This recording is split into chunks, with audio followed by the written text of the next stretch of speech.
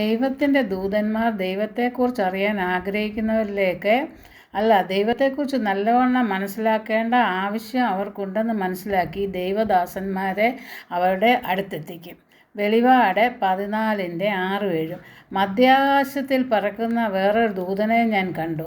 അവൻ ഉച്ചത്തിൽ വിളിച്ചു പറഞ്ഞു, ദൈവത്തെ ഭയപ്പെടുകയും അവിടുത്തേക്ക് മഹത്വം നൽകുകയും ചെയ്യുവിൻ.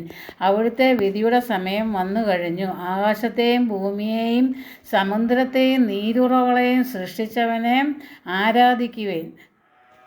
സാത്താനാണ് നമ്മളെ വഴിതെറ്റിക്കുന്നത്. ദൈവത്തെക്കുറിച്ച് മനസ്സിലാക്കാൻ ദൂതന്മാർ മനുഷ്യനെ സഹായിക്കുന്നു. ഇപ്പോൾ സ്കൂൾ കുട്ടികൾ പോലും മദ്യത്തിനും മയക്കുമരുന്നിനും അടിമപ്പെട്ട് കാണുന്നു. നമ്മളുടെ മക്കൾ ആയാലും കുടുംബത്തിലുള്ള മറ്റാരായാലും മദ്യത്തിനും മയക്കുമരുന്നിനും ഒക്കെ അടിമപ്പെട്ടാൽ നമ്മൾ ദൈവത്തോടെ കരഞ്ഞ് പ്രാർത്ഥിക്കണം.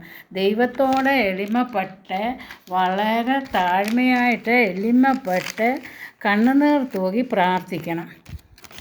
ഉപവാസത്താലും പ്രാർത്ഥനയാലുമല്ലാതെ ഈ സാത്താൻ്റെ പ്രവൃത്തികളെ മനുഷ്യരുടെ ഇടയിൽ നിന്നും തുടച്ചു മാറ്റാൻ പറ്റുകയില്ല. പലരും എന്നോട് പറഞ്ഞിട്ടുണ്ട്, ഭർത്താവ് നല്ല കുടിയനാണ്, വീട്ടിൽ സമാധാനമില്ല, പ്രാർത്ഥിക്കണമെന്ന്. രോഗിയാണ്, പ്രാർത്ഥിക്കണം. നമ്മൾ ദൈവത്തോടെ എളിമപ്പെട്ട് കണ്ണുനീർ തൂകി പ്രാർത്ഥിച്ചാൽ ദൈവം ആ പ്രാർത്ഥന കേൾക്കും. അത് തീർച്ചയാണ്. നമ്മുടെ ഓരോരുത്തരുടെയും ഭവനത്തിലുള്ള എല്ലാ പ്രശ്നങ്ങളും മാറും. എങ്ങനെയുള്ള ജീവിതമാണ് മനുഷ്യന് ഉണ്ടാകണമെന്ന് ദൈവം ആഗ്രഹിച്ചത്? ഏറ്റവും നല്ല ജീവിതമാണ് ആദത്തെയും ഹവ്വായെയും ഏദൻ തോട്ടത്തിൽ സൃഷ്ടിച്ചത്. അവരെ ഏറ്റവും നല്ല ജീവിതത്തിന് വേണ്ടിയാണ് അവരെ അവിടെ സൃഷ്ടിച്ച് ആക്കിയത്.